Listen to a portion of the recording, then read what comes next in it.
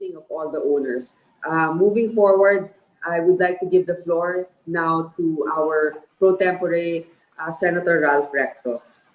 Senator Recto, you're now recognized. Thank you, Madam Chair. Thank you for calling this hearing today.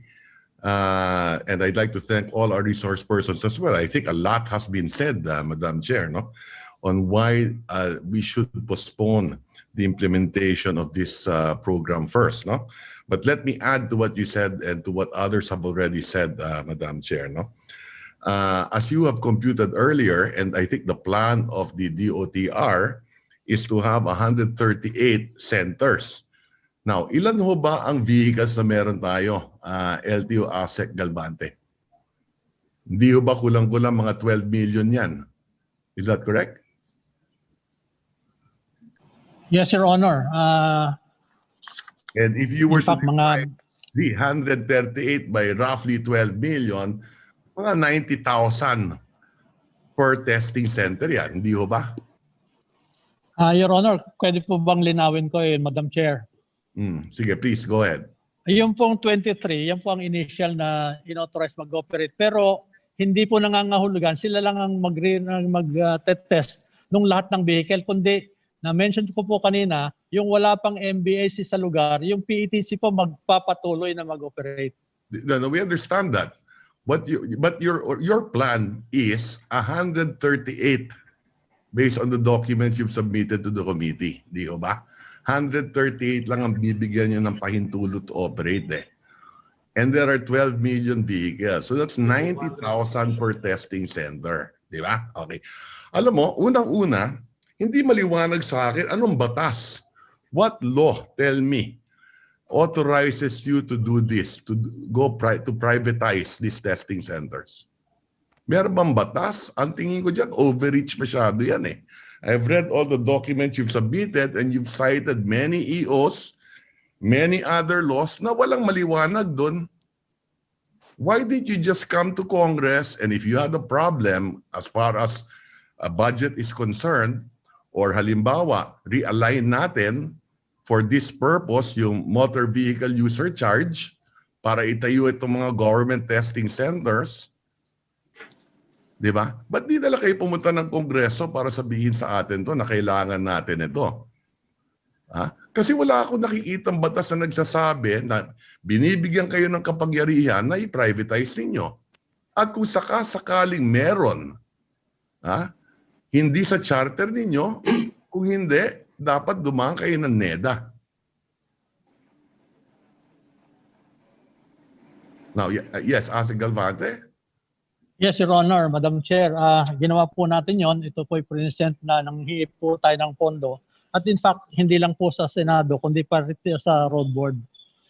Sabi ko nga po kanina, umaasa kami na, in fact, kahit na ngayon po, nagsasubmit kami para bigyan kami ng pondo. Kaya, I do not recall you coming to Congress or to the Senate asking for a budget for this or to realign or to pass a law authorizing you to do this. Wala Pinag-isipin lang ninyo to Kayo-kayo lang ang gumawa nito. How did you come out with the number 138? Bakit 138 lang? Why not as many as possible para may competition? That is the beauty of going to the private sector also. You want to promote competition. Pero tignan nyo yung ginawa ninyo. Sinabi ninyo, 138 lang at ito ang presyo, 1,800. Ito pwede nyo singilin. At sinabi rin nyo, maganda rin, 2.5 years. Sinabi nyo kaninang this morning, no? That bababawi ninyo yung pera nyo in 2.5 years. Okay? What about naman the vehicle owner? Ang laki ng babayaran niya kung makakabawi yung privado in 2.5 years. Why not open it up to so many people, everyone who wants to put up one, pwede para may competition, if at all. Gumagawa kayo ng monopolya sa mga lugar. 138 centers lang. Katulad na sinabi kanina ng governor ng Mindoro. Doon ilan? At ito ang presyo na pwede nyo singil. Parang buwis yan. Ito ba may pahintulot ng Pangulo? Wala eh. Ang nagbibwis, yung mga halal ng taong bayan, ang Kongreso. Parang buwis to. Dahil hindi kayo makakakuha ng registration ng vehicle ninyo, hindi nyo marirehistro kung hindi kayo magbayad na to. At ang halaga nito ay parang doble. Almost yung motor vehicle user's charge. Di ba? So, we're doubling the cost to register vehicles. Who was the bright boy who said na you can charge 1,800? May committee ba kayo na pinag-isipan ninyo to? Tinanong niyo yung mga negosyante, paano yung mga road users? Let's ask Senator Recto. I think Yusek Lopez should be able to answer this. He's in the accreditation committee. Yes, Yusek Lopez. Sino nga nag-isip ng presyo na 1,800? At saka why 138? And why 138? Madam Chair, if I may lang. NEDA tungkol dito. Madam Chair, if I may po, no, and to your honor, magandang umaga ulit po. For the number of 138 po, no, that was based on the study of LTO. But the Secretary of Department of Transportation, Secretary Tugade, recognizing that there's need for more test centers, no, he ordered po the issuance of a new DO, increasing the number of to another 209. So all in all po, mag-ano po yan ng 300 plus. Okay lang yung where is that document na sinasabi dinadagdagan ng 209? We're going to submit, Madam Chair, Your Honor, because we already published it wala as early as... we published it already po. The second rollout of MVIS is on its way. I think the publication was done this January or December of last year po, regarding the second batch. But all the documents you've submitted to the Senate is 138.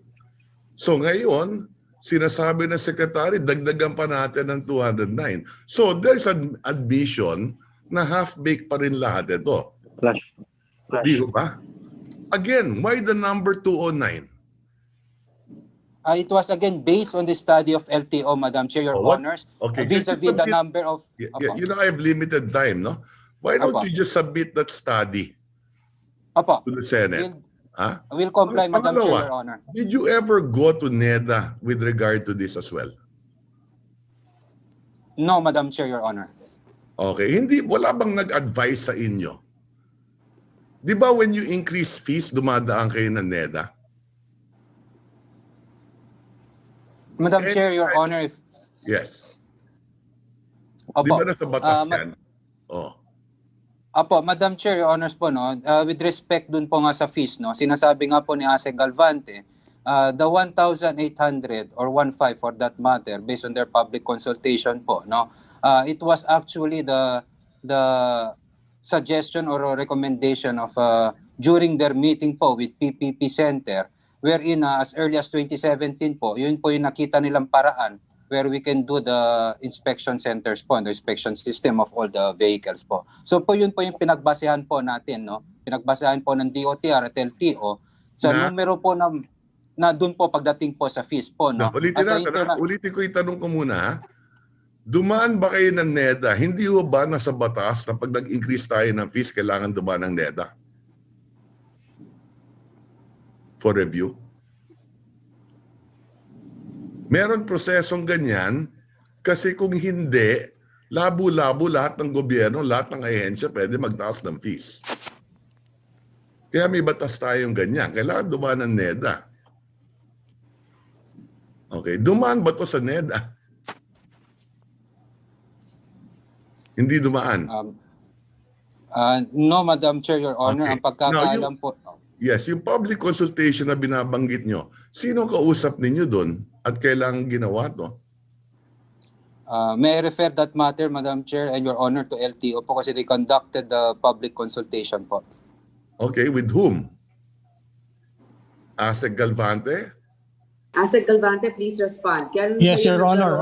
Consultation, sino nagkaroon po yan sa Madam Chair, Your Honors, nagkaroon po yan sa lahat ng region at dinirect po natin ang mga regional directors ng LTO na mag-conduct at inimbita po nila ang publiko dyan. Yung mga may interest, yung mga group of motorists. Ano yan? Interest na magtayo ng Hindi lang po. Vehicle Kundi yung, Inspection Center. hindi O po, ano I'm sorry, sabi ng Your mga Honor. motorista? Okay kami sa 1.8. Magkano binabayaran nila ngayon? Magkano binabayaran nila ngayon? Prior to this, for the inspection of their vehicle bago marehistro. Magkano? Pag dumaan sa LTO, libre. Hindi po. O magkano? Meron silang, O inspection. Emission, ang sila- magkano? 400. ang emission po ay 450 to 600, I think. O, ano Doon pa? po yan sa private Correct. entities. Okay. O Yeah. ano pa? Ano pa Ang binabayaran public nila? utility po, public utility jeeps, halimbawa po, Oo. 90 pesos. Okay. At ang bus, 150. Okay. That, yes, Your Honor. Okay, so from 90 Yung- pesos sa jeep, magiging magkano ngayon? 300 po. Ang jeep, so more than 300% Public increase. utility. Public Correct. utility po is, More than 300% increase nga. Payag sila during a pandemic, during your public hearings.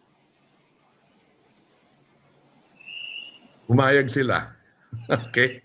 Okay. Yung motorsiklo, magkano binabayaran? sa ngayon po, doon sa MBIC, 600 po ang motorsiklo. Magkano prior to that? Mas 40 ang sa pesos. emission po ay mga ganun din po, mga 400 to 500 like that. Ilan yung nagpaparehistro motor? Halos wala, di ba? Kasi exorbitant nga eh. Senator Recto, madagdag ko lang po sa inyo, dapat doon sa kanilang condition, the proceedings of the accrediting committee, including its evaluation of the corrective action taken, shall be live streamed through the DOTR's Facebook, Twitter, and YouTube accounts. Yes, I'm familiar. So, Yes. nagawa ba? Yes, Madam Chair, if I may, Madam Chair. Okay. Okay. Okay. So, of these 12 million vehicles sa pag-aaral niyo, ilan sa tingin niyo yung babagsak?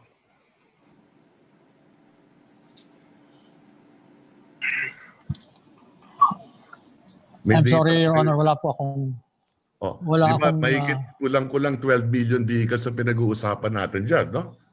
Okay? Ilan sa tingin niyo ang babagsak dyan?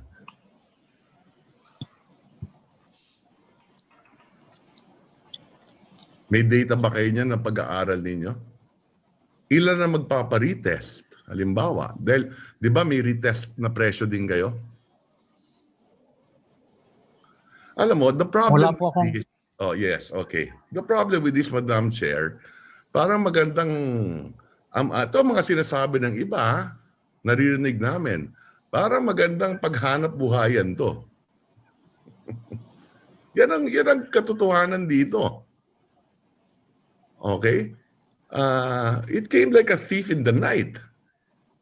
Why did you not just consult? Okay, halimbawa, magkano koleksyon ninyo sa LTO, sa Road Motor Vehicle Users Charge? How much do you collect in a year? At sino ba ang nagbabayad nito? Di ba middle class? Magkano nakokolekta ninyo sa isang taon? 20 billion? Mahigit? around that amount, Your Honor. Okay. Magkano binabayaran ng motorista sa excise tax on vehicles? Another 20 billion. Ang aming Your Honor, Madam Chair, ang nakakolekta lang po ng LTO is around that figure. Wala na pong karagdagan. Para iko-kompleto natin yung kwento dito eh. Magkano binabayaran ng vehicle owner? At ito dinadagdagan ninyo eh. Masyado na malaki eh. Okay. Excise tax on vehicles, magkano binabayaran? More than 30 billion. Meron akong data dito eh. I'm very familiar with this eh. Okay? Oh, ano pa? Road user stocks, magkano? Kayo ang kumokolekta dito. Yun lang po ang aming kinokolekta, Your Honor. Magkano nga? Around that, yun nga po Billion. yung figure. More or less, 25 billion. Di ba? Thereabouts? Yes, Oh. Your Honor. Okay. Magkano naman yung excise tax on petroleum sa gasolina? Ng mga Madam Chair, Your Honor, wala po kaming idea nun. Hindi po LTO Yes, ang I can nagkokolekta. send you the data. Daan bilyon. At sino nagbabayad ito? Hindi ho ba middle class? Ngayon, dagdag pa dito, yung mga toll road, na kaya nga may motor vehicle users tax eh. Pero may toll road din tayo. Okay din naman yan. O so magkano lahat yan? Ngayon dadagdag, and then ngayon during the pandemic, gagawa tayo ng panibago. Why don't you just come to Congress and tell us, uy, mas maganda for the safety of everyone. Yung kinokolekta natin road motor vehicle users charge, ilagay na lang natin ito for vehicle inspection. Eh di transparent, walang problema. Okay? Okay, just another item na because maraming magtatanong eh. Ito mga equipment na ginagamit ng motor vehicle inspection center, may accreditation ba yung mga supplier din?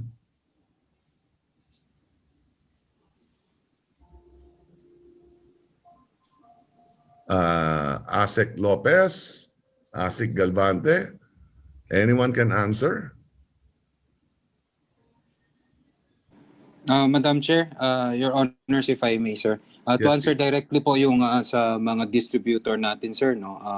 It is not a requirement po sa EC namin for them to have the accreditation. What we did po kasi is that we don't accredit specific distributors, no, or specific equipment distributor. What we accredit is the center itself. What the LTO provided are the technical specs po, the general tech specs for the system. Then anyone po, any center, no, they have the free choice to go to the public, to the market, no, to basically exercise their due diligence and to check who among the distributors can comply with the tech specs as provided po by the LTO engineers. Madam Chair, Your Honor. So LTO, what is that? What are the specifications? Please answer. Your Honor, Madam Chair, meron pong ginawang pamantayan na magagawa ng isang brand ng equipment yung vehicle check na naka-provide sa motor vehicle inspection system ng LTO. At kung sa ano man pong brand ng equipment, kung saan man ito gawa, na kung makaka-comply po doon is okay. Pero ang malayang technical pwede po silang specifications, patronize. yes, galing sa inyo. Okay? So, magkano more or less ang landed cost ng mga equipment na ito? I'm sorry, Your Honor, I don't have any idea. Grabe. We are talking about a program that you are administering, and we are asking you the questions, and you're not prepared to answer us? Sinasabi ninyo, pinag-aralan ninyo to. How much is the capitalization needed to put up one motor vehicle inspection center? Magkano? If I may, ang Your kapital Honor, kailangan? Senator, Yes. Senator, if I may, I am Yes, Nicolas please. Razapal. I represent the Vehicle Owners Association. To answer your question po, different equipment po, different price ranges. It averages around 25 to 30 plus million pesos for the 25 to equipment. 30 million. And these are based on the standards of the LTO. When we invested, Your Honors, there were a couple of brands that we syempre po nag-kami kung saan mura, ano yung pumapasok. Tingin naman ang papasa dun sa tech spec. Saka kami namili po. Pero yun po, and then yung sa construction po ng center, site development, umaabot ng mga 15 to 18 million siguro po yung ano. All in all po, the total capitalization medyo umaabot po ng mga 50 million po mahigit. 50 million. Okay. Now, ito equipment saan nang gagaling naman?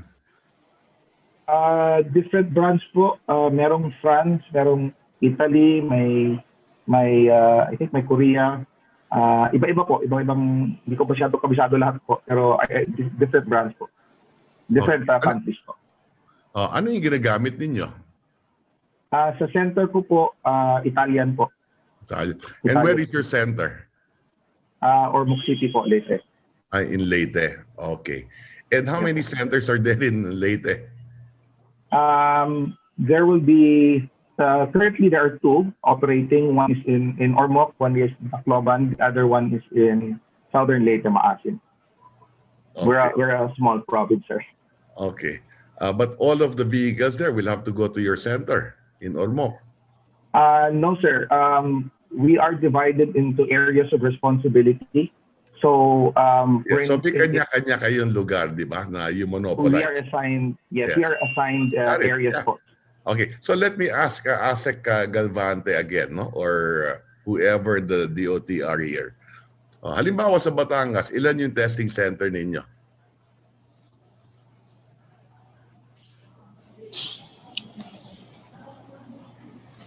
Ilan ang nakaplano? Senator Recto, I Yes. find your questions very constructive and informative. However, let me gently remind you, Yes. your time is almost up.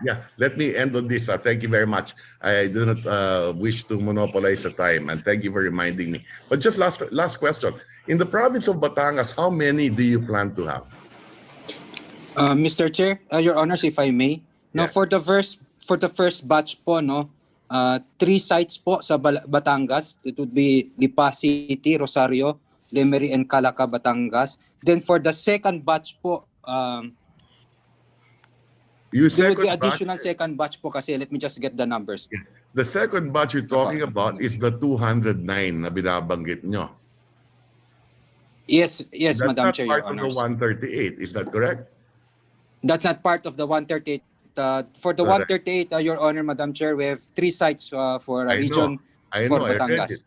Okay. So why did you choose those areas? Madam Chair, Your Honors po, no, yun po yung sinasabi namin kanina, the choice po of the area no, kung saan po is based po sa pag-aaral ng ating LTO po, no, vis-a-vis the number of registered vehicles in that specific area at kung saan po yung mga district office. I think that was the basis for the LTO in allocating the areas and Ako, I for the can tell sites you po. immediately, taga doon ako, mali ka agad eh. Naniniwala ko, tama sa Lipa, but why not in Batangas City? Why not start also in the cities if at all? Mas marami mga sasakyan doon to begin with. But that's the problem. Yun ang sinasabi ko. No? No, masyado maraming problema. And I promise to end, Madam Chair, no? And maybe later on, if we still have the time, I may continue because there's a lot of questions. But let me remind the DOTR or the LTO here also to submit all relevant documents with regard to this project, including your studies, to the Senate committee, including the business model that you presented, let's say, to the Motor Vehicle Industry Association or Inspector Center, di ba? Okay? At this point, I don't have any further questions, Madam Chair. I do have more questions, but I know that time is has run out and that there are many others who may want to ask questions. But I think it is clear, Madam Chair, and let our colleagues speak also. But it is clear that I think we should suspend the implementation of this program until we find a better way forward. Many of our local government units have spoken to. Maraming reklamo from the public. And again, let me remind everyone, ang laki na ng binabayaran ng middle class natin and during this time of pandemic. Dami nang nawalan ng trabaho. Yung may trabaho naman, nabawasan ng sweldo. We create to lower income taxes, corporate taxes, reduce taxes by 1 trillion pesos. And here we are imposing additional burden to the motoring public, particularly to our middle class who are overburdened already. So having said that, I thank you for the opportunity, Madam Chair, and thank you for calling for this hearing. Maraming salamat po.